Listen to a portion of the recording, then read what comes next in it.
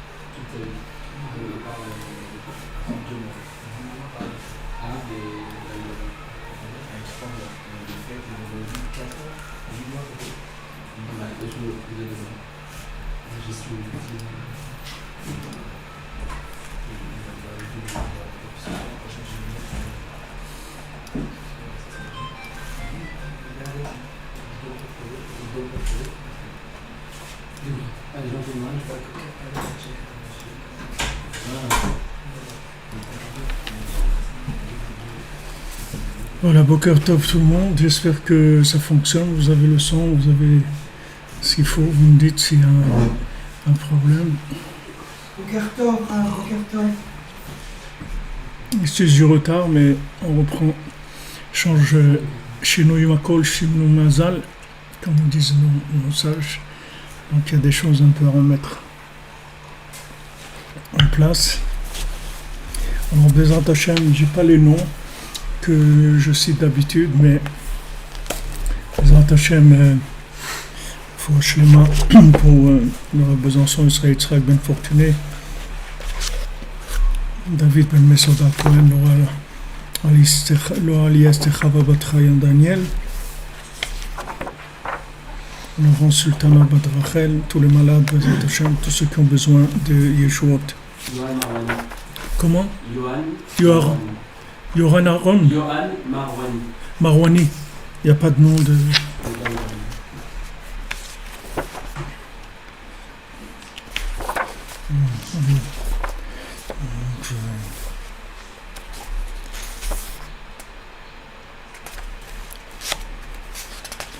Donc hier on a continué dans le principe de Yosef et on a dit que le tikkun de Dieu Médamé c'était Yosef. Donc je vous ai ramené plusieurs. Vous avez raison, Gila Cohen, boxer Tov. Il faut boxer parce que sinon. Merci. Il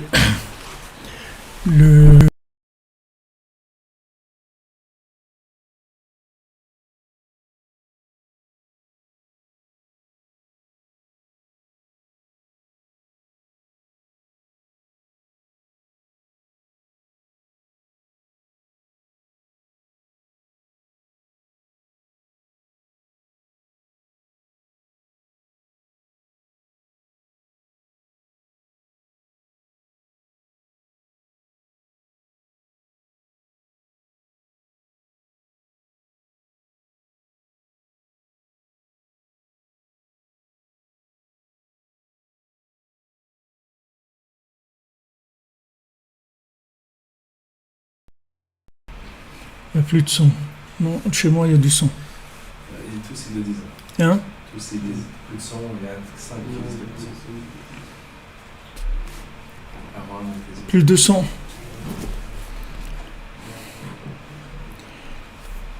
Ah bon, vous voulez m'entendre, madame Meloul? Je sais bien, hein? Vous avez entendu là? Pas de son? Maintenant, oui, ok. Baruch Hashem. Alors, Asaf Elokim et Trerpati. Donc, si vous suivez, je vous laisse le soin de réfléchir, de passer l'histoire de Yosef. Vous prenez l'histoire de Yosef depuis le début jusqu'à sa fin. Il n'y a pas la fin puisqu'on n'a pas encore terminé. Mais Hashem, on terminera en temps voulu quand Mashiach ben Yosef va se révéler. Mais si vous prenez toute l'histoire de Yosef, vous allez voir que tout c'est dans le tikkun de la Torah Nun Dalet. C'est-à-dire tous les tikkunim que Rabbeinu donne ici, ils sont tous dans le... C'est-à-dire, Yosef, il a vécu ça. C'est-à-dire sa vie, ça a été la Torah Nun Dalet. C'est-à-dire ce principe-là de faire naître la Malchut. C'est-à-dire la Malchut, de faire naître qui on est. Qui on est. Voilà, vous pouvez penser dans votre vie que vous êtes le plus grand spécialiste de la pizza, d'accord? Vous faites de la pizza à Marseille, tout le monde vous dit « Ouais, super pizza, et truc et tout ». Un jour, vous allez à Oman et Rabbeinu, il change la pizza. Il dit « Attends, on va plus faire de la pizza, maintenant on va faire autre chose. On va passer à autre chose. » Donc ça, c'est le principe de la Malchut, c'est-à-dire se trouver. Vous pouvez faire beaucoup de choses dans votre vie, vous pouvez ressembler à beaucoup de choses, mais la personne à laquelle vous allez avoir le plus de difficultés de ressembler, c'est à vous-même. C'est ce qui va être le plus dur. Donc plus de votre personnalité, votre personnage, il va être un petit peu spécifique, et plus il va avoir de difficultés à se réaliser dans le monde. Plus vous allez pouvoir apporter quelque chose au monde, et plus le monde va s'opposer à vous. C'est normal, puisque chacun, les systèmes, ils veulent entretenir ce qu'ils ont. Ils ne veulent pas des gens qui viennent pour commencer à leur dire ce qu'il faut faire. Ils préfèrent rester dans leurs habitudes, dans le type de gens qu'ils ont l'habitude de voir. Donc maintenant, vous allez voir que dans la vie de ces gens-là, elle est toujours à l'envers. C'est-à-dire, ça vient toujours à l'envers. C'est-à-dire, les choses, elles viennent à l'envers et après, il faut le retourner. Donc maintenant, Rabbeinu il commence Asaf Elokim et Trerpati. Hachem, il a mis fin à ma honte. C'est ça le nom de Yosef. Quand Rachel elle a donné à Yosef son nom, elle a dit Hachem, il a mis fin à ma honte. Qu'est-ce que c'est sa honte? C'est quoi la honte de Rachel? C'est que, soi-disant, c'est elle la femme de Yaakov par excellence, puisqu'il dit c'est elle que j'aime, c'est avec elle que je veux marier, c'est elle la femme de ma vie.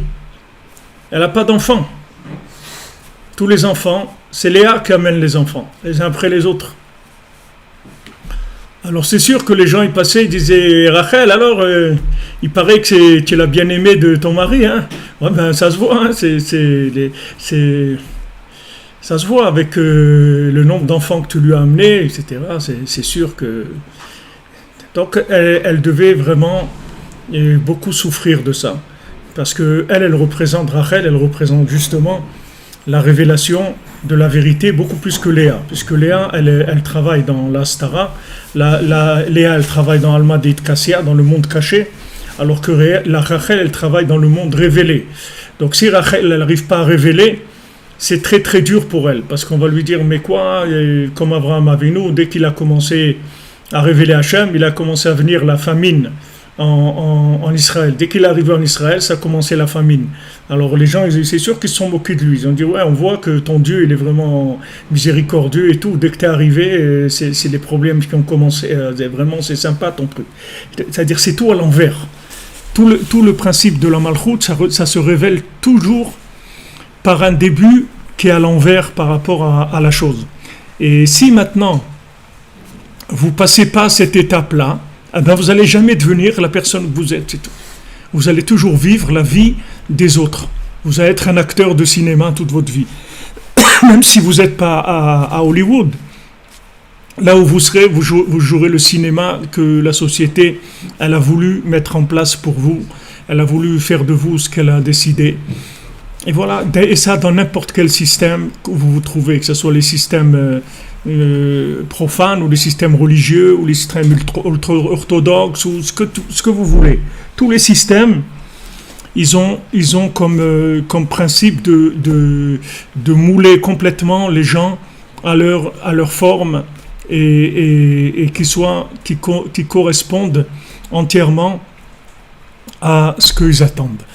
Donc tous les gens qui ont amené quelque chose dans le monde, ils sont passés par cette période-là. Et cette période-là, elle peut être extrêmement difficile et elle peut aussi être la personne, elle peut ne pas finir ce qu'elle a fait parce que des fois c'est tellement difficile que c'est pas possible de terminer. La personne elle arrive à faire juste une partie de ce qu'elle voulait faire, mais elle n'est pas arrivée à tout faire. En fait, qu'est-ce qui se passe? C'est que les éléments dont vous avez besoin pour asseoir votre pouvoir, pour mettre en place votre pouvoir, ils vont venir par l'opposition. C'est-à-dire que les gens qui vont s'opposer à vous, en fait, ils vont mettre en place votre pouvoir. Parce que même votre pouvoir, il est quelque chose d'extraordinaire, c'est-à-dire de pas banal, qui n'est pas dans les archives. Il va y avoir une opposition. Cette opposition-là, elle va mettre en place, en fait, votre pouvoir. Par l'opposition, on va mettre en place le pouvoir de la personne. Parce que la personne, du moment où maintenant, elle va prétendre avoir quelque chose qui est différent des autres, il va falloir qu'elle le prouve dans le vécu, dans la réalité. Donc elle va avoir une période d'opposition. Cette période d'opposition, elle va obliger la personne à chercher de façon plus concrète jusqu'à qu'elle trouve sa place. Ce que je vous dis là, maintenant je le rentre dans les mots de la Torah. Rabbeinu dit qu'il faut que tu comprennes les allusions qu'Hachem te fait tous les jours. Tous les jours, Hachem il t'envoie des allusions, c'est-à-dire des appels à travers tout ce qu'il y a dans le monde, à travers tous les éléments du monde. C'est-à-dire que ce soit l'humain ou l'animal ou le végétal ou le minéral, que ce soit l'eau, le feu, l'air, la terre, tous ces éléments ils sont là pour te parler en fait t'attirer vers l'endroit où tu dois aller. Maintenant, la difficulté qu'il va y avoir, c'est que tu vas être confronté à un libre arbitre. Ce libre arbitre, c'est que logiquement, apparemment, tu vas pas avoir droit à ta place de façon unique. C'est-à-dire, on va te donner une place qui est une place standard. Mais si tu veux une place qui est un peu mieux, c'est-à-dire qui correspond plus à toi-même, cette place-là, c'est que Hachem et les tzadikim qui peuvent te la donner. Parce que personne ne peut imaginer sur terre qui tu es. Même tes parents. Et tes parents, des fois, encore moins que tout le monde. Des fois, tes parents, c'est ceux qui savent encore le moins qui tu es. Parce que c'est ceux qui sont le plus proches de toi par rapport à ce qu'eux, ils sont. C'est-à-dire, ils ont projeté sur toi ce qu'ils voudraient que tu sois. Donc, des fois, les parents, c'est le plus difficile. Mais en tout cas, toute la société, tout le monde va t'envoyer une image de toi-même qui ne correspond pas à ce que tu es. Maintenant, si tu arrives à garder le contact avec Hachem, avec le tzaddik, tu vas recevoir des appels des éléments du monde. Il va y avoir des appels, une communication qui va te parler directement. Mais pour que tu arrives à cet appel-là, il faut que tu sois joyeux. Parce que si tu n'es pas joyeux, ça coupe la communication. C'est-à-dire Hachem ne peut plus te parler à travers le monde. Donc la joie, ça va être l'élément qui va te permettre d'être en contact avec la joie, c'est l'accès au réseau de la Wi-Fi pour avoir le langage d'Hachem, avoir la communication avec Hachem de manière à ce qu'il puisse te donner les messages qu'il doit t'envoyer. Donc vous voyez pourquoi Yosef, il est obligé d'être joyeux. Il ne peut pas se laisser une minute de répit et dire on va réfléchir un peu à la situation, on va faire Tmunat Matzav, on va voir qu'est-ce qui se passe avec moi maintenant. En fait, moi, je suis venu pour aider les gens. Je suis venu pour aider le monde. Et Yosef, il est venu pour amener au monde la dimension de l'alliance avec Hachem. Yosef ha-tzadik, Yosef le tzadik. On ne dit pas Avraham ha-tzadik, ni Yitzhak ha-tzadik, ni Yaakov ha-tzadik. Yosef ha-tzadik. Pourquoi tzadik? Parce que c'est l'ouverture de l'alliance, la communication avec Hachem de façon réelle, de façon concrète. Abraham, il a fait l'alliance, mais Abraham, il n'est pas arrivé au niveau d'alliance de Yosef. Au niveau de l'alliance de Yosef, c'est la communication ouverte pour tous, pour tout le monde avec Hachem, toutes les nations, tous les individus, tout le bien du monde, il peut communiquer avec Hachem. Donc ce message-là, il est énormément mal vu par les tzadikim, par l'establishment qui sont ses frères. Ils sont contre ça, ils veulent même le tuer, donc ils sont absolument opposés. David Ameller, c'est la même chose. Pendant 400 ans, les rabbanim, ils ont interdit le Tehillim. Le Tehillim, c'est un livre interdit. 4 siècles, il était à la Gnisa, le Tehillim. C'était interdit d'imprimer le Tehillim ou de le lire. Et après, ils se sont rendus compte que c'était le livre. Le livre. Mais bien après que David Ameller ne soit pas là. Mais dans son vivant, il n'y a personne qui a reconnu les psaumes. 4 siècles d'opposition sur les psaumes. Jusqu'à que les psaumes, ils ont été acceptés, non seulement acceptés, mais qu'on les a reconnus comme étant le livre de Mashiach, le livre de la Géoula. Ça a mis 4 siècles pour que les rabbanim, je ne parle pas les gens de la rue, les rabbanim. Même quand il était roi. Hein? Même quand il était roi, il n'acceptait pas son... Même quand il était roi. Il était roi, ça c'est une chose, parce que c'est Hachem qui l'a nommé. Si c'était eux, jamais il l'aurait nommé, il l'aurait tué 10 fois déjà, David Ameller. C'est Hachem qui l'a nommé, ils étaient obligés de l'accepter comme roi. Ils ont demandé un roi. Hachem il a dit voilà, c'est lui.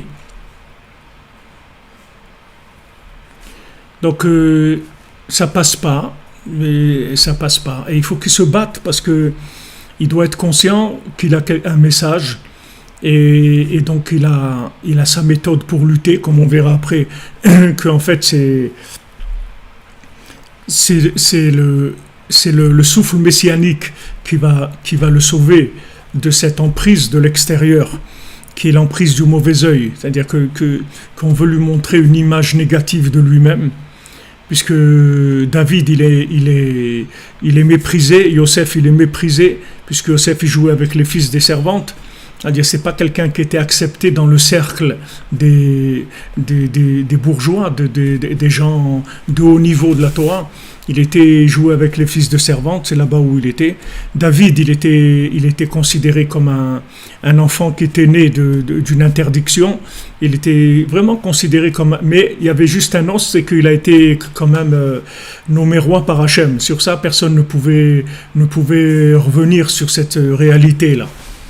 Alors que ce soit David, que ce soit Yosef, tous les tzadikim qui ont dû percer dans leur vie pour faire passer leur message, ils ont été obligés d'avoir une simcha permanente, une joie permanente qui ouvrait la communication avec Hachem. S'il n'y a pas cette joie, il n'y a pas de communication avec Hachem, et donc la personne, elle se trouve soit dans l'opposition à laquelle elle ne peut pas résister, elle ne peut pas se battre contre l'opposition, donc elle baisse les bras. Soit elle s'enferme à l'intérieur d'elle-même, elle va vivre des choses, des moments très difficiles à l'intérieur parce que elle trouve pas de force pour faire sortir son message. Cette clé-là, c'est-à-dire cette façon-là de vivre, c'est valable pour tout le monde. Il n'y a personne sur Terre qui n'a pas besoin de cette chose-là. C'est-à-dire tout le monde a besoin de cette chose-là. Et si quelqu'un n'a pas ces clés-là, il ne pourra pas réussir dans la vie. Si quelqu'un n'a pas cette clé, qu'il faut absolument qu'il soit joyeux, débrouille-toi comme tu veux. Mais sois joyeux, parce que si tu n'es pas joyeux, tu ne passeras pas l'examen. C'est-à-dire que tu ne pourras pas t'en sortir. Ce que tu as à amener au monde, tu ne l'amèneras pas. C'est impossible. Parce que s'il n'y a pas de joie, il n'y a pas de communication avec Hachem. Donc Hachem, il ne peut pas te donner comme on dit, la feuille de bord. Il ne peut pas te donner ton GPS, il ne va pas marcher pour t'indiquer ce que tu dois faire dans ta vie. Tu n'es pas en communication avec Hachem. Et si tu n'es pas en communication avec Hachem, tu vas être en communication avec le Médamé, avec l'imagination, et avec les démons qui vont venir et te tourner la tête et t'envoyer là où ils vont t'envoyer.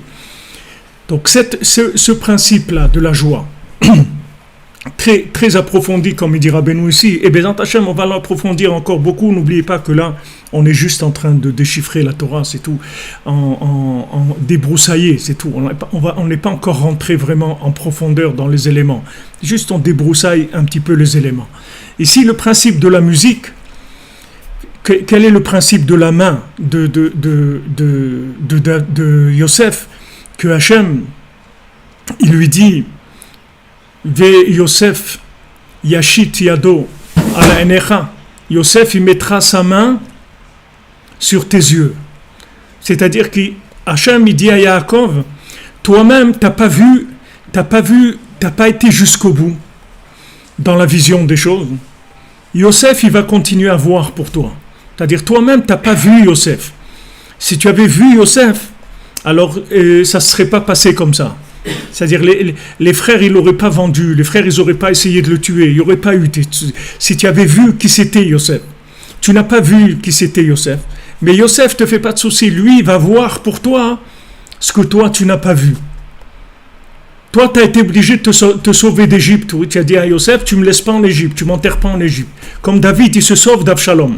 Il ne peut pas tenir avec Abshalom, parce qu'Abshalom, il a un tel mauvais œil sur David, qu'il il va pas pouvoir tenir. Il va pas pouvoir tenir. Il y avait une chanson, je me rappelle quand j'étais adolescent, qui s'appelait « Tu as volé l'orange du marchand ». Tu as volé, et comme ça, allez, il dit « Tu as volé ». Et l'autre, il dit « Non, c'est pas moi ». Mais oui, c'est toi, Alors là, il est obligé de te sauver. Que tu as volé ou tu n'as pas volé, ça ne change rien. C'est-à-dire que Rabbeinu, il a dit, les derniers mots qu'il a dit Rabbeinu avant de quitter ce monde, c'est pas voler. Ça veut dire, tu n'as pas volé l'orange du marchand. C'est pas toi, tu n'as rien volé du tout. Ne crois pas que tu es un voleur. C'est pas vrai, tu n'es pas un voleur. C'est ce que Rabbeinu, il a dit avant de quitter ce monde. C'est-à-dire que si maintenant, tous les gens qui t'entourent, qui ont le pouvoir, ils te disent, ouais, t'as volé, tu peux pas tenir. Maintenant, qui est-ce qu'il avait avec lui? Il est parti. David Ameller, il est parti, il avait 400 hommes avec lui, David Ameller.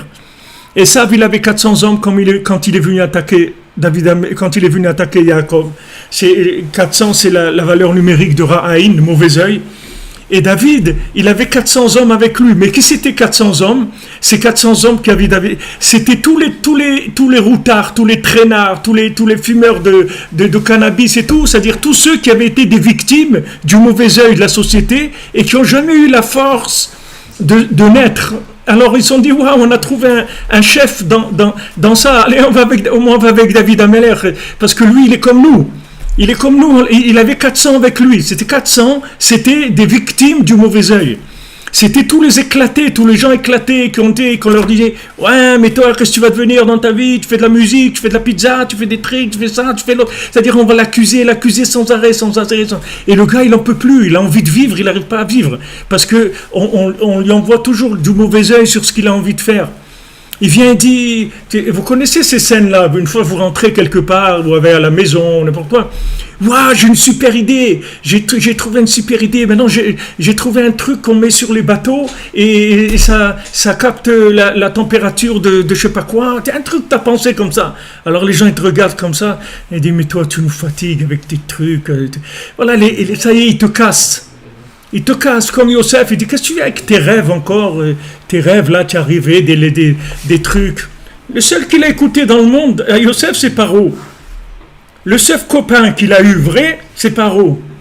Mamash, c'est le seul. Il l'a écouté, il lui a dit, mais toi, t'es un prophète. Et il était content, il dit, waouh, j'ai trouvé un copain. J'ai trouvé moi quelqu'un qui m'a donné. C'est la première fois de ma vie que j'entends ça. J'ai entendu que des gens qui m'ont démonté dans ma vie, en me disant, ouais, mais t'es rien, que c'est tes rêves, que c'est tes trucs. J'étais petit Paro. Paro dit, mais t'es un génie, toi. T'es l'homme le plus doué de la terre. J'ai jamais entendu. Voilà, tiens les clés du royaume et tout. Ah, comment il s'est senti, Yosef? Il s'est senti bien. J'ai senti bien. Il dit, ouais, Baruch Hashem. Donc c'était vrai, mon histoire. Elle était vraie. Elle était vraiment vraie. Tout ça parce qu'il était joyeux. C'est pour ça qu'il a tenu. En fait, maintenant, si vous rentrez dans le principe de la musique, que Rabbeinu dit ici, que celui qui a la main, c'est le secret de la main, c'est celui qui sait attraper les bonnes notes parmi les mauvaises. C'est-à-dire, il laisse le souffle négatif, il laisse le mauvais œil, et il va chercher le bon œil. Maintenant, quand vous jouez de la musique, en fait, qu'est-ce que vous faites? Vous passez d'une bonne note à une autre. Encore une autre. C'est ça qui va faire la mélodie. Si vous prenez une mauvaise note à un moment, ça va faire une cacophonie, c'est-à-dire ça fait sortir de la mélodie. Maintenant, quand vous prenez un morceau de musique, il y a une gamme. D'accord? Il y a une gamme musicale. Maintenant, le mot gamme, en hébreu, ça veut dire quoi? Ça veut dire aussi, ça aussi. C'est-à-dire que tu dis une note, tu fais une note avec ton instrument. Après, tu trouves une autre note que elle aussi, elle va avec celle-là. Donc, tu passes de celle-là à l'autre. Et après, à l'autre. Tu passes d'une note à l'autre, comme ça, positive. De cette note positive à l'autre note positive, c'est ça qui va créer la mélodie. Et cette mélodie, qu'est-ce qu'elle va donner? Elle va le donner dans le cœur, une connexion qui va donner un bon œil. C'est-à-dire que quand maintenant tu vas entendre cette mélodie, ta vue, elle va changer. Ta vue, tu vas plus voir la vie de la même manière. Quand quelqu'un il va au Man, il entend la mélodie du berger, il entend la mélodie de Rabbi Nachman. Après, il ne voit plus la vie de la même manière. C'est fini. Après, son problème, c'est l'adaptation, c'est tout. L'adaptation de cette mélodie qui lui a donné une connexion extraordinaire, une liberté, une joie intérieure, une délivrance à un niveau très très élevé. C'est ça maintenant dont il a besoin. Donc, en fait, notre vie, elle est comme ça. C'est-à-dire qu'à chaque fois qu'il y a une nouvelle note qui va venir dans notre vie, une nouvelle note, ça veut dire un message d'Hachem, du GPS d'Hachem par rapport à notre âme, qui va nous dire maintenant, tu vas aller là-bas, tu vas faire cette chose-là. Okay? Quand il y a une note qui vient, il y a un souffle de tristesse ou d'opposition qui va venir et qui va empêcher cette note de sortir si on tombe dans la tristesse. Donc à un moment, on va devoir résister à cette tristesse-là. Et si on résiste, alors on va vers la bonne note. Cette bonne note, elle va nous compléter notre mélodie. Une fois qu'on va faire arriver à toutes les notes de notre mélodie, ou la majeure partie, c'est fini après. Après, vous prenez confiance en vous, c'est fini. Yosef, Hua Shalit, comment c'est écrit, lui, c'est lui qui a le pouvoir, c'est lui qui nourrit toute la terre. Et Paro lui dit, ou bil adecha, et si c'est pas avec ton accord, il n'y a personne qui lève sa main ou son pied en Égypte. Personne ne lève sa main et son pied. Qu'est-ce que veut dire personne ne lève sa main et son pied? C'est-à-dire il n'y a personne qui va lever sa main, c'est-à-dire qui va jouer de la mélodie pour donner les notes positives, et il n'y a personne qui lèvera son pied, c'est-à-dire que personne qui recevra des ordres dans le concret pour pouvoir réaliser ce qu'il doit réaliser. C'est toi qui vas faire tout ça. C'est toi qui vas faire tout ça. Tout ça, c'est toi qui vas le faire. Donc Paro reconnaît Yosef, et c'est une honte. C'est une honte. C'est une honte. Pour le système, c'est une honte. Comment les frères, ils ne l'ont pas reconnu, et Paro le reconnaît. C'est honteux pour le système. C'est-à-dire que le système, il est tellement en retard par rapport à la réalité de Yosef. Pourquoi? Parce qu'il est installé dans des connaissances, dans des acquis. Comme notre ami Robin il m'a envoyé là, avec qui Mashiach il va avoir le plus de problèmes? C'est avec les religieux, c'est pas avec les non-religieux. Parce que celui pas religieux, il n'aura jamais un grand rabbin qui va lui dire tu as été... c'est toi qui m'as envoyé, non? C'est pas toi, alors c'est un autre du groupe. Hein? Ah, quand tu dormais peut-être, c'est un truc du Siar Safé Kodesh. Quelqu'un m'a envoyé ça. C'est-à-dire que maintenant, si maintenant quelqu'un de grand, comme dans le Sipurim Asiot, qui est-ce qui va le décourager? C'est des géants. S'il trouve un clodo comme lui qui lui dit allez laisse tomber, truc et tout, il s'en fout de ce que lui dit le clodo. Mais s'il voit un géant comme ça, un monsieur qui dirige tous les oiseaux, tous les animaux, tous les vents du monde, et lui il lui dit ça n'existe pas, alors là il faut comme on dit, il faut y aller là. Il a besoin de beaucoup de ratzot et beaucoup d'idbodédout, parce que sinon il va le tuer le bonhomme. Il va le tuer de désespoir. Il va lui dire mais toi, pour qui tu te prends? Mais ça n'existe pas ton truc. Quoi? Une princesse disparue, la montagne en or, le château en pierre précieuse, mais c'est un truc qui n'existe pas. C'est un truc qui n'existe pas.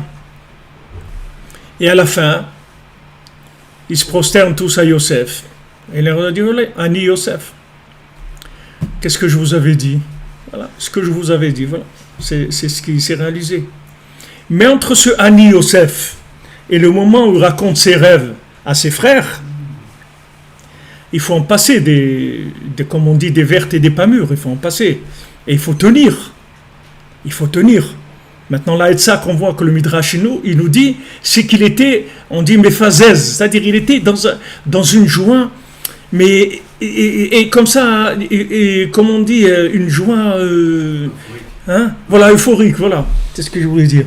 Une joie euphorique, une joie euphorique, comme ça, tout le temps. Pourquoi? Parce qu'il luttait contre le mauvais œil. Il avait ce chant derrière lui, tu as volé, sans arrêt. Pour qui tu te prends? Qu'est-ce que tu veux faire? Et lui, il doit résister contre ça. Comment il va résister? Il va être joyeux. Quand il est joyeux, il résiste contre le mauvais œil, il se connecte sur la Ashgacha Pratit, sur la providence divine. Et il va avec Hachem, et il a confiance en lui. Il a confiance en lui, et il va sur le chemin d'Hachem. Donc ce principe-là, c'est le principe de la musique, c'est-à-dire qu'il va aller d'une bonne note à une autre bonne note, d'une bonne note à une autre. Mais pour passer d'une bonne note à une autre, il faut de la joie. S'il n'y a pas de joie, la communication s'arrête et on ne reçoit pas les messages qu'on doit recevoir. Donc il y a une période qui dure, ce qu'elle dure, ça dépend pour chacun dans sa vie. Des fois, c'est des épreuves qui sont très, très momentanées. Dans les couples aussi, il y a ces problèmes-là. Dans les couples, il y a exactement le même problème, puisque le mari représente celui qui va aller chercher la lumière du Zikaron, comme on dit, puisqu'il s'appelle Zachar. Donc il va chercher la mémoire. L'homme, c'est un homme de mémoire. L'homme, il représente la mémoire. Donc il va chercher la mémoire dans les mondes supérieurs. Et la femme, elle représente la réalité dans ce monde. Donc, il y a des adaptations en permanence. Des fois, l'homme, il va un peu trop loin et la femme, elle n'arrive pas à suivre. Donc, il faut reculer un petit peu pour remettre les pendules à l'heure. C'est-à-dire qu'il faut vivre dans un équilibre permanent. Il y a une recherche des deux côtés à faire. Il y a des gens qui posent la question et qui disent, des fois des femmes elles demandent est-ce que je dois suivre, jusqu'où je dois suivre mon mari. Moi je suis d'accord et tout, si je dois m'annuler complètement. Non, le siman c'est la joie. C'est comme on l'a dit maintenant, le siman c'est la joie. Il faut que la femme elle soit joyeuse. Si la femme elle n'est pas joyeuse, ça veut dire que la mémoire que tu as amenée, c'est une mémoire d'amnésique, c'est pas une vraie mémoire. Parce que la vraie mémoire, elle rend joyeux. Donc si elle rend pas joyeux, c'est que il y a un problème quelque part. Ta mémoire, elle a un petit peu déraillé. C'est-à-dire peut-être c'est pas la tienne, c'est la mémoire de quelqu'un d'autre, ou c'est un niveau qui est trop avancé pour l'instant. Tu as ton épouse pour elle fait qu'une seule chose. Quand tu viens avec ta musique, elle met le diapason, c'est tout. Donc voilà, écoute je me rappelle pas si c'est le do ou la note que ça donne, ou le la ou le do. Regarde, écoute. Voilà, tu vas écouter le diapason. Si diapason, il va te dire voilà où tu en es dans la mélodie du berger. Si maintenant tu as une note qui est un petit peu trop, ça plane un peu trop, donc il faut que tu reviennes un petit peu. Ça veut dire dans les actions qu'on fait, dans les avancées qu'on fait. Dans les avancées que tu fais et surtout dans le souffle que tu veux mettre à la maison. Dans le souffle que tu veux le mettre à la maison. Il y a des gens qui ont eu des grandes lumières. Quand ils ont été à Ouman et tout, sont venus avec des grandes lumières. Et ils ont voulu mettre ce souffle dans la maison. Et ce souffle, c'est devenu un courant d'air. Et c'est devenu tellement fort que la femme, elle est partie. Parce que c'était trop fort. Il faut faire attention. Maintenant, tu es venu, tu as reçu un niveau d'inspiration très grand. Ok. Tu as Chatzot, tu te lèves à Chatzot et tu commences à travailler la malchoute. Tu commences à travailler le pouvoir. Tu te lèves à Chatzot et tu commences à... C'est pour ça qu'à Chatzot, il y a Tikkun Rachel et Tikkun Léa. Il y a les deux. On fait les deux. C'est-à-dire on répare dans l'épouse le côté Léa et le côté Rachel. On répare les deux côtés. On répare le côté qui est d'accord avec nous, mais pour pas qu'il soit d'accord avec le mal qui est en nous, pour que ça doit d'accord avec le bien qui est en nous. Et le côté Léa, qui est le côté complètement caché de la femme, que ce côté caché, il ne se décourage pas, il ne se désespère pas, il s'accroche. C'est-à-dire quand on a Léa, c'est le zivouk de Esav, et Rachel, c'est le zivouk de Yaakov. Donc Léa, elle est là pour réparer le Esav qui est en nous. Le Esav qu'il y a dans l'homme, c'est le côté de la logique, le côté de l'action, etc. Donc ça, dans sa femme, il a Léa qui va l'aider à réparer ce côté. Mais dans sa femme, il a aussi le côté Rachel, qui est l'acceptation des éléments de vérité qu'il y a en lui dans la Torah et dans son engagement dans Avodat Hashem. Donc elle a les deux facettes et elle présente le vécu de ces deux angles-là. On en a besoin. On a besoin d'être aidé dans ces deux angles-là. Donc ça, c'est la base du couple. C'est pour ça qu'on a besoin, comme on dit, que cacher Zivougo Keriatam Souf, que le Zivoug de chacun, il est difficile comme l'ouverture de la mer Rouge, parce que le Zivoug, c'est tous les jours. Le Zivoug, c'est pas une fois je me suis marié. C'est tous les jours, parce qu'il y a tous les jours, la lumière, elle change. Donc tous les jours, il y a des nouvelles adaptations de la lumière par rapport au vécu du jour. Il y a des fois, il faut faire quelque chose. Il y a des fois, il ne faut pas le faire. Il y a des fois, il faut faire la moitié. Donc, on a besoin de se concerter tous les jours pour garder le contact qui va nous permettre de vivre de façon équilibrée. Maintenant, si tu vois que c'est difficile, et c'est souvent très difficile, donc ce qu'il faut que tu fasses, tu as Chatzot, tu as la harpe de David, qui joue à Chatzot, tu as la musique de David. Cette musique-là, c'est le chant du Mashiach. Ça, toutes les nuits, à Chatzot, il y a cette musique-là. Cette musique, elle répare tous les pouvoirs du monde, toutes les notions de pouvoir qui peuvent exister dans le monde. Donc, quand tu te connectes à ça, en fait, tu te connectes à la racine de tout ce qui va faire jouer le monde dans la journée après. C'est-à-dire, quand tu as fait Chatzot, ça y est, les jeux sont faits, tout est réglé déjà, parce que tu as réglé la musique tu l'as réglé à la base. Si tu veux, tu as fait déjà la répétition de ce qui va se passer dans la journée. Tu as déjà répété, mais tous les instruments, ils ont joué, tout est déjà réglé. Après, tu vas passer juste... donc, si des gens ils ont dans des problèmes de Shalom Bayit, et ils ont des problèmes d'adaptation, voilà le conseil de Rabbeinu. Tu te lèves à Chatzot, tu fais Idbodedout, tu verras qu'avec ça, tu vas régler tous tes problèmes. Tous tes problèmes parce que c'est la connexion au souffle de Mashiach. C'est-à-dire, quand tu te lèves à Chatzot, tu te lèves dans le souffle de Mashiach, c'est-à-dire dans la seule chose qui n'a jamais été détruite dans le monde, qui n'a jamais été atteinte par la folie du monde. Donc tu rentres dans ces 2 heures-là, qui sont 2 heures exceptionnelles au point de vue intensité spirituelle et qualité et réparation aussi. C'est une très grande réparation. Donc ce que je vous dis là, un peu comme ça, par cœur, comme ça, vous allez voir tout ça, quand on va rentrer plus dans les explications, on va voir encore beaucoup plus ces éléments-là, beaucoup plus raffinés, beaucoup plus approfondis dans chaque domaine. Et ici, vraiment, c'est une Torah qui inclut absolument tout. Et des fois, des gens, ils ont fait tchouva et ils ont honte qu'ils n'étaient pas religieux pendant des années et tout. Il ne faut pas avoir honte, parce qu'il faut savoir que si vous n'aviez pas été religieux, si vous aviez été religieux avant, peut-être que jamais vous auriez trouvé votre place dans votre vie. Parce que vous serez rentré dans le monde religieux, vous serez peut-être devenu quelqu'un complètement différent de ce que vous avez. Mais le fait que vous êtes passé par le monde non religieux, en fait, ça vous donne une certaine liberté, parce que vous avez toujours la possibilité de dire « Ouais, mais moi, je suis pas un vrai, moi, je suis pas né religieux », tout ça, ça vous donne une certaine marge de manœuvre. Que des fois, dans le monde religieux, vous ne pouvez pas vous permettre cette marge de manœuvre-là. Donc, le makom chez Bali Tchouva Omdim, Afelut Tzadikim, Gomurim Vecham La'amon, c'est-à-dire que des fois, même des gens des Tzadikim ne peuvent pas être là-bas parce qu'il y a une certaine liberté. Il y a une honte, il y a un regret, mais il y a une liberté aussi.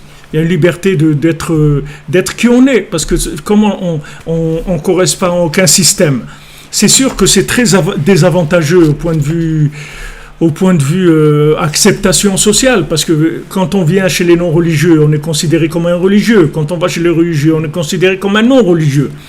Donc on n'a de place nulle part. Mais le fait qu'on a de place nulle part dans le social, il y a quelque chose de très avantageux à ça. C'est qu'on est obligé de trouver la vérité. C'est tout. Il n'y a rien d'autre qui va nous donner de la force. Parce que d'un côté comme un autre, on nous regarde de toute façon toujours un peu de travers.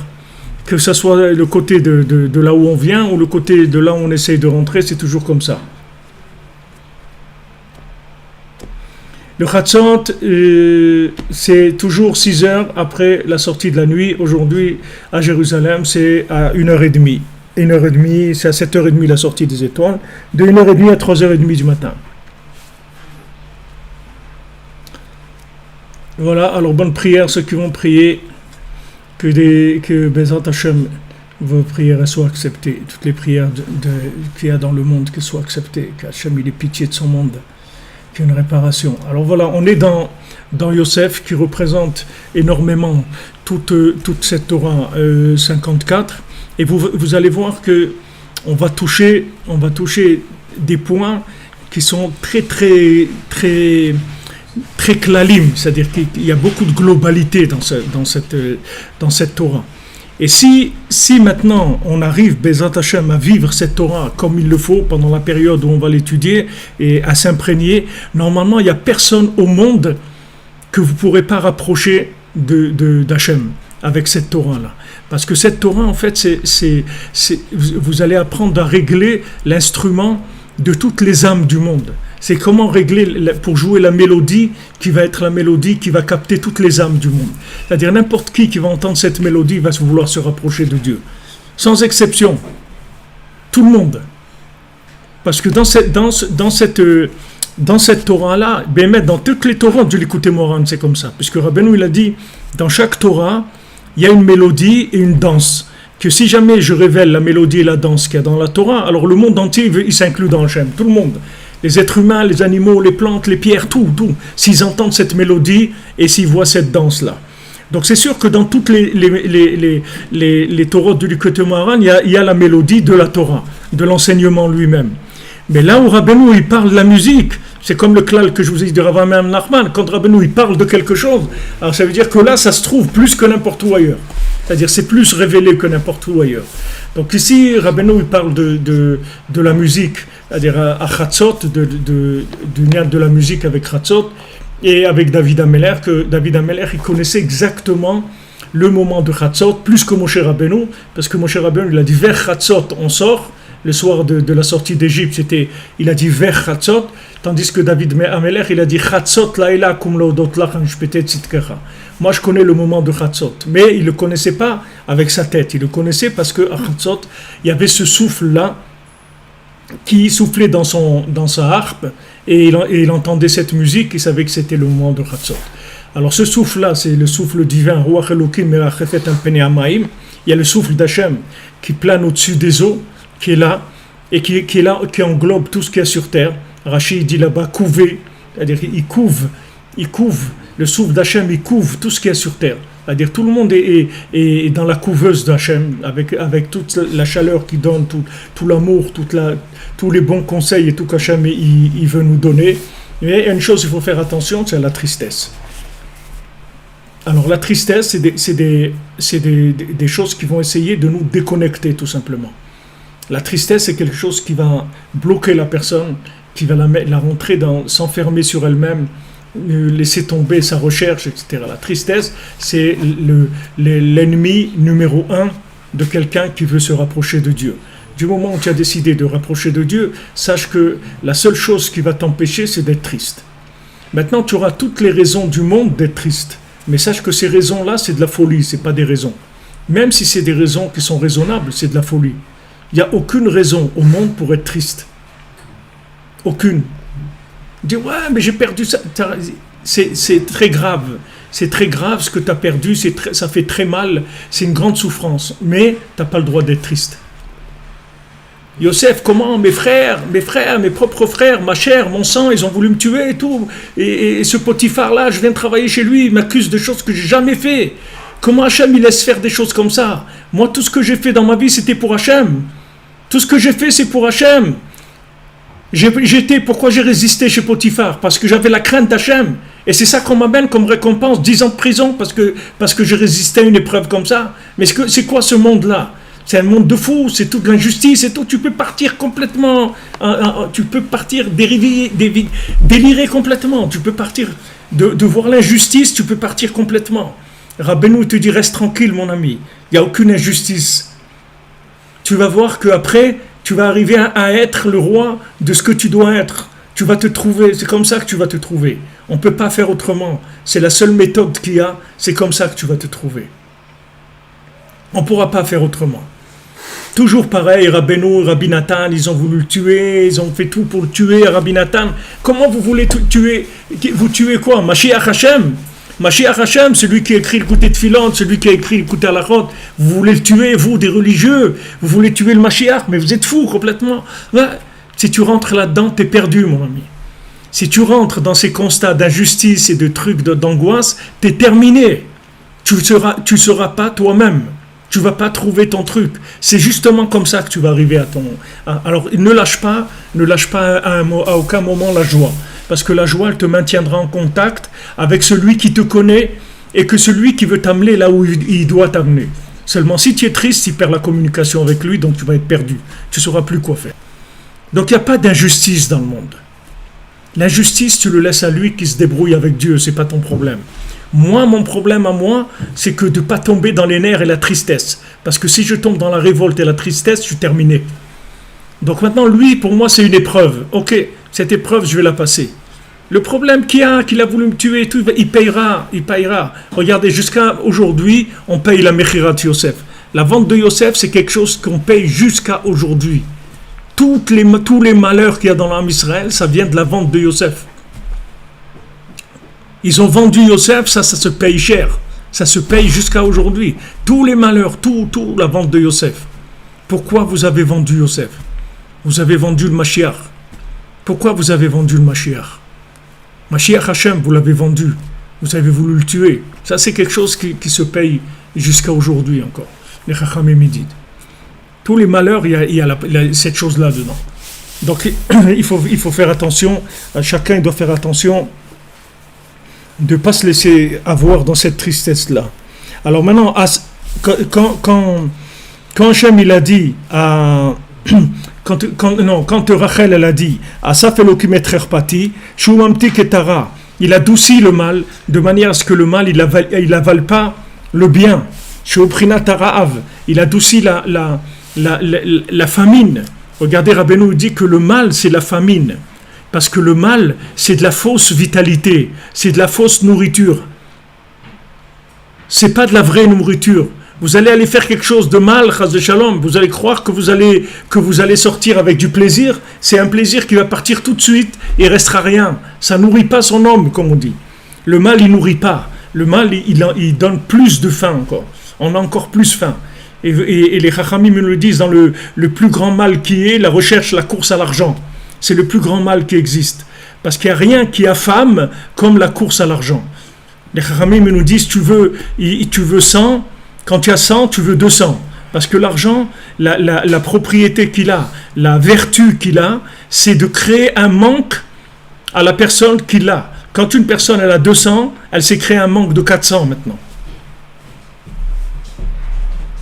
Il y a des gens, ils font attention parce qu'ils ne veulent pas tomber dans ce manque-là. Pas tomber. Des fois, quelqu'un, il travaillait pour une société, par exemple, alors il voyageait toujours en première classe en avion. Et maintenant, ça y est, il ne travaille plus là-bas, il doit repartir en économie. Vous allez voir comment il va souffrir. Des années, il va souffrir avant qu'il se réhabitue à voyager en classe économie. Des années, il va souffrir. Voilà, les quelques mois qu'il a eu, ça va lui coûter des années et des années pour enlever ce confort et revenir à quelque chose de simple. Parce que l'argent, ça crée le manque. Il n'y a rien qui vide, qui enlève la vitalité comme l'argent. C'est pas rien que ça enlève la vitalité, ça crée un manque. À part qu'on n'a pas mais ça donne faim. C'est pas rien que ça nourrit pas, c'est que ça donne faim. C'est-à-dire ça enlève par rapport à... Alors il dit que maintenant, Yosef, il adoucit ça. C'est-à-dire que maintenant, le vrai problème de la ta'ava de l'argent, le vrai problème de la recherche de l'argent, en fait, c'est le tikkun abrit, c'est la réparation de l'alliance. Quand il n'y a pas alliance, il y a une recherche de l'argent. C'est normal parce que l'argent, c'est le pouvoir, c'est le pouvoir fantoche, c'est-à-dire c'est le faux pouvoir. C'est des gens qui veulent du pouvoir alors qu'ils n'en ont pas. Celui qui a du pouvoir, il n'a pas besoin d'argent, parce qu'il a le pouvoir. Mais celui qui n'a pas le pouvoir, et il veut en avoir, alors il faut de l'argent. L'argent, ça sert aux gens qui n'ont pas de pouvoir. Mais les gens qui ont un vrai pouvoir, ils n'ont pas besoin d'argent. C'est pas l'argent qui fait leur pouvoir. C'est ce qu'ils sont. C'est ce qu'ils sont. Et si vous comprenez ça dans votre vie, vous savez où il faut chercher. C'est pas l'argent qu'il faut chercher pour avoir les moyens d'exister dans ce monde, de se réaliser. Il faut rechercher son pouvoir. Si vous trouvez votre pouvoir, après, peut-être vous aurez besoin d'argent, peut-être vous n'aurez pas besoin, mais on va vous le donner automatiquement. Quand vous aurez votre pouvoir en place, l'argent il va venir automatiquement pour réaliser ce que vous avez à faire. Mais ce n'est pas l'argent qu'il faut chercher, c'est le pouvoir qu'il faut chercher. Quelle est ma place? Qu'est-ce que je suis venu faire sur Terre? Une fois que vous trouvez ça, tous les moyens, on va vous les donner, il n'y a pas de problème. Mais comme les gens, ils savent même pas que ça existe, ils savent même pas qu'ils ont un pouvoir, alors ils vont vers le pouvoir général de tout le monde. Ceux qui ont de l'argent, ils ont du pouvoir. Ok, mais c'est pas le pouvoir d'Hachem, ça. C'est pas le pouvoir. Quand vous voyez Steve Jobs qui regrette à la fin de sa vie de ce qu'il a fait, pourtant qui était un très riche, et vous dit « je me suis trompé », ça veut dire que c'est pas ça le pouvoir. Si c'était le pouvoir, alors pourquoi il va regretter? Si maintenant tu dis voilà, d'avoir une maison de 3000 mètres carrés, de 300 mètres carrés, c'est la même chose. Parce que quand tu te mets au lit, ou tu prends ta douche, ou tu manges, ça revient au même. Quand tu manges une assiette qui coûte $300 ou coûte $30, c'est la même chose. Ça ne change rien du tout. Tu as mangé, c'est tout. Tout ça, c'est l'invention. L'invention d'un pouvoir fantoche, d'un pouvoir fictif. L'argent, c'est un pouvoir fictif. C'est l'argent des pauvres. C'est le pouvoir des pauvres. L'argent. C'est pas le pouvoir des riches. Qu'est-ce que c'est un riche, elle te dit la Torah? Et sa mère, Bikhir Elko, qui est joyeux de sa part. La Torah, elle te dit pas, les gens, ils interprètent ça et disent, contente-toi de ce que tu as comme argent, c'est ça la richesse. C'est pas vrai. C'est pas ça ce que ça veut dire. Quand on dit sa mère Bechelko, ça ne veut pas dire contente-toi de l'argent que tu as. Ça ne parle pas de l'argent du tout. Sa mère Bechelko, c'est-à-dire touffe ton chelek à toi, touffe ta part à toi sur terre, et tu vas être joyeux de ce que tu as. Et tu ne vas pas t'occuper d'aller chercher de l'argent. Ça ne va plus être ton occupation. Ton occupation, c'est pas de chercher de l'argent. Ton occupation, c'est de chercher Echanani Baolam. Qu'est-ce que je suis venu faire ici? Hachem, je t'en prie, dis-moi ce que je suis venu faire. Dis-moi ce que je suis venu faire. Je veux le faire. Aide-moi à réaliser ma vie, à faire ce que je suis venu faire sur terre. Et voilà, tu vas trouver, quand tu vas trouver, tu verras que tu vas trouver l'argent et tout. C'est-à-dire sa mère Bechelko. Ça ne veut pas dire qu'il se contente de l'argent qu'il a. C'est pas vrai. Parce que ça, c'est une interprétation qui est incompréhensible. Qu'est-ce que ça veut dire? Qu'un riche, c'est contente-toi de ce que tu as. C'est pas ça un riche. Ou maintenant tu parles de l'argent. Pourquoi je vais me contenter de ce que j'ai? Moi, je veux être très riche. Pourquoi je vais me contenter de ce que j'ai? Si je peux avoir mon avion personnel quand je vais à Oman et tout, et le matin j'ai envie de faire la prière à Oman, je prends mon avion, je vais à Khatsot, je vais à Oman, et après je viens travailler. Et tout. Pourquoi j'aurais pas ça? Pourquoi j'aurais pas ça? Si tu me parles de l'argent, alors parlons de l'argent. Mais c'est pas ça que ça veut dire. Sa mère Bechelko, ça ne veut pas dire que tu as un peu d'argent, contente-toi du peu d'argent que tu as. Non, sa mère Bechelko, ça veut dire qu'elle a trouvé ton chelek à toi, ta part à toi de ce que tu es venu faire sur terre. Et maintenant tu es joyeux. Parce que ça y est, tu as trouvé ce que tu es venu faire sur terre. Ça y est, tu as trouvé. Des gens, ils se sont trouvés à n'importe quel âge. Il y a des gens qui se sont trouvés à l'âge de 15 ans, à 20 ans, 60, 70, à n'importe quel âge. Des gens qui se sont trouvés, ça y est, ils ont trouvé ce qu'ils sont venus faire sur terre. Donc maintenant, ces gens-là, tu ne vas pas leur dire, viens faire de l'argent et tout. Ça ne l'intéresse pas, l'argent. La recherche de l'argent, c'est fait pour les gens qui ne se sont pas trouvés. Donc ils ont besoin d'un pouvoir fantoche, d'un pouvoir extérieur, d'un pouvoir fabriqué. Donc l'argent, c'est quelque chose qui fabrique un pouvoir. Mais sache que le pouvoir de l'argent, c'est ce qui t'éloignera le plus de ce que tu es. Parce que tant que tu n'as pas le pouvoir de l'argent, au moins tu n'as pas de pouvoir, alors tu vas chercher qu'est-ce que tu es venu faire sur terre. Parce que tu ne sais pas ce que tu es venu faire sur terre. Mais le jour où tu as de l'argent, que tu peux faire plein de choses, là, tu risques de croire que ça y est, tu as réalisé ce que tu es venu faire sur terre parce que tu as du pouvoir. Mais sache que ce pouvoir est fictif. Ce n'est pas un pouvoir réel. Ton pouvoir, ce n'est pas l'argent. Ton pouvoir, c'est ta mission sur terre. Qu'est-ce que tu es venu faire sur terre? Et ça, ce n'est pas l'argent qui va te le donner. Ça, c'est que Khatsot, Itbodedut, Ouman, le Kotel, c'est ça qui va te donner ce que tu es venu faire sur terre. Il n'y a rien au monde qui t'indiquera ce que tu es venu faire sur terre. Même si tu as tout l'argent du monde, ça ne te donnera pas le renseignement de qui tu es, qu'est-ce que tu es venu faire sur terre. Pas du tout. Et d'ailleurs, quand maintenant il a trouvé, vous voyez pourquoi je vous dis ça? Parce que quand il a trouvé la princesse disparue, quand il est arrivé dans la montagne en or et le château en pierre précieuse, alors le géant lui-même, il demande au petit vent, il dit comment c'est là-bas? Il lui dit là-bas, tout est très cher là-bas. C'est un pays, ça coûte très cher, tout coûte très cher. Alors il lui donne une petite poche, il lui dit regarde, tiens cette pochette, je te donne, quand tu as besoin d'argent, tu mets la main dedans, tu trouveras tout l'argent que tu as besoin tout le temps. Vous voyez qu'il lui a résolu son problème d'argent. Mais pas en allant cherchant de l'argent qu'il lui a résolu son problème. Trouve qui tu es et tu verras que tu n'auras plus besoin de l'argent. On va te donner l'argent. Mais trouve qui tu es, c'est ça que tu as besoin d'être. Alors que quand tu cours à l'argent, tu ne cours pas derrière ton identité. La société, elle te fait courir à l'argent parce qu'elle veut te faire croire qu'avec l'argent, tu vas avoir du pouvoir. C'est vrai, ça va te donner du pouvoir, mais pas ton pouvoir à toi. Ton pouvoir à toi, c'est pas avec l'argent que tu vas le trouver. Ton pouvoir à toi, tu vas le chercher si tu fais les tzot de Rabbeinu. Si tu te lèves la nuit, tu fais Khatsot, tu fais Itbodedut, tu vas au Man faire Tikkun HaKlali, tu vas au Kotel. Ces endroits-là, ces avodot-là, c'est elles qui vont libérer ton pouvoir. Et quand tu vas trouver ton pouvoir, tout le reste, ça n'a aucune importance.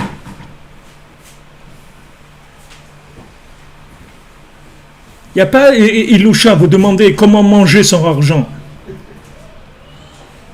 Qu'est-ce que ça veut dire combien de gens ils meurent de faim sur terre? Autour de vous, les gens ils meurent de faim. C'est pas de ça qu'il est. C'est comme il dit le Navi. Il dit que les gens ils sont affamés de Dvar Hashem. Ils sont plus affamés de ils ont pas faim ni du pain ni de l'eau. Ils ont faim du Dvar Hashem, la parole d'Hashem. C'est vrai qu'avec l'argent vous pouvez faire plein de choses, mais vous pourrez faire tout, mais justement le fait que vous pouvez faire tout, c'est vous pouvez vous perdre énormément parce que vous pouvez tout faire. Mais quand vous n'avez pas d'argent, vous pouvez faire que ce que vous êtes, c'est tout. Vous pouvez faire que votre métier, c'est tout, ça va être votre métier intérieur, c'est le métier de votre âme, c'est la seule chose que vous pouvez faire. Vous ne pouvez rien faire d'autre. Mais avec l'argent, vous pouvez faire vraiment, vous perdez complètement. Rabbeinu dit que celui qui tombe dans l'argent, c'est très très difficile de revenir de là-bas, très très difficile. Parce qu'une fois qu'on s'habitue au pouvoir fictif, c'est très difficile de chercher le pouvoir réel, parce qu'on a goûté au pouvoir, même s'il est fictif, on a goûté au pouvoir. De revenir de là vers le pouvoir réel, très très difficile. Tandis que celui qui a pas, alors il cherche vraiment ce qu'il est venu faire sur terre, c'est tout. C'est ça qui m'intéresse. Je veux pas sortir de ce monde comme je suis venu, c'est tout. Je veux savoir qu'est-ce que je suis venu faire ici, c'est ça que je veux faire. Je veux savoir.